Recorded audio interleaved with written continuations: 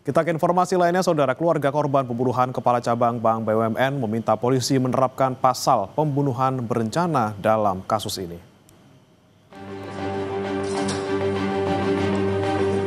Kuasa hukum keluarga Kepala Cabang Bank BUMN Muhammad Ilham Pradipta, Boyamin Saiman, mendatangi Ditreskrimum Polda Metro Jaya Rabu sore.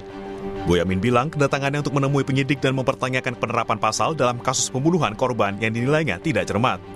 Pihak keluarga korban meminta penyidik untuk menjerat tersangka dengan pasal 340 KUHP tentang pembunuhan berencana. Banyak hal yang belum sinkron lah istilahnya gitu. Kalau kami kan jelas menginginkan pasal 340 pembunuhan berencana.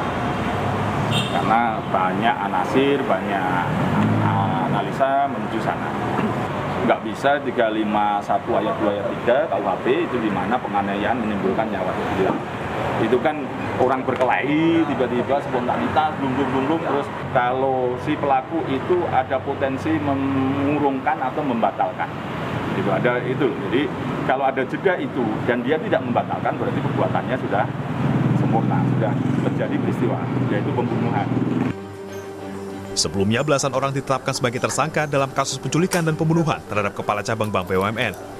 Polisi juga mengungkap motif utama aksi penculikan hingga pembunuhan berkaitan dengan pemindahan rekening dorman ke rekening lain yang sudah disiapkan. Untuk melancarkan aksinya, para pelaku harus mendekati salah satu kacap BUMN. Namun upaya mendekati kacap tidak berhasil sehingga para pelaku akhirnya merencanakan untuk melakukan pemaksaan dengan kekerasan. Apabila berhasil, korban akan dihilangkan atau korban akan dibunuh. Daripada para pelaku melakukan perbuatannya, yaitu para pelaku ataupun para tersangka berencana untuk melakukan pemindahan uang dari rekening dorman ke rekening penampungan yang telah dipersiapkan. Atas nama C alias K bertemu dengan saudara pelaku DH, di mana pada saat itu C alias K memiliki data rekening dorman di beberapa bank. Tak hanya itu, dan Pomdam Jaya bilang Kopda F sempat meminta uang operasional sebanyak 5 juta rupiah dan disanggupi oleh Serka N. Uang tersebut berasal dari tersangka JP. Kemudian Serka N bertemu tersangka JP yang memberikan uang 95 juta rupiah yang digunakan untuk kejahatan mereka.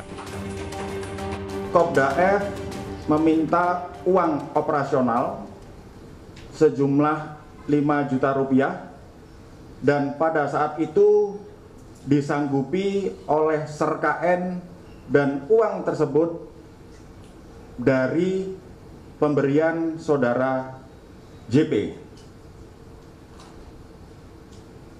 Selanjutnya pada hari Rabu tanggal 20 Agustus Serka N bertemu dengan saudara JP di salah satu bank swasta di wilayah Jakarta Timur.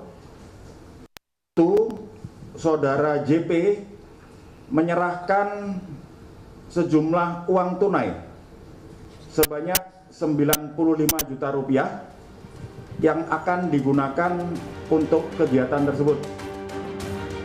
Muhammad Ilham Pradipta, Kepala Cabang Bank BUMN di Cempaka Putih, Jakarta, menjadi korban penculikan pada 20 Agustus 2025 lalu. Aksi ini sempat terekam CCTV halaman parkir sebuah pusat perbelanjaan. 1 hari kemudian, jasad korban ditemukan di Kabupaten Bekasi dengan kondisi tangan dan kaki terikat lakban. Tim Liputan Kompas TV.